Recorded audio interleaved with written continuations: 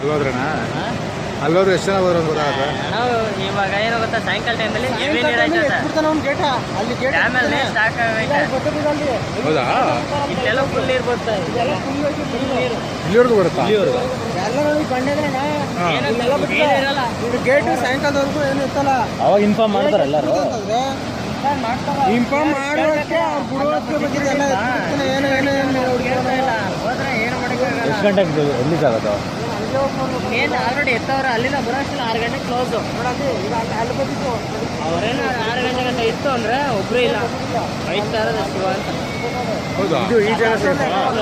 ಈ ಜಾಗ ಸೇಫ್? ಈ ಜಾಗ ಸೇಫ್ ಇದು ಮತ್ತು ಅದು ಟಾಪು.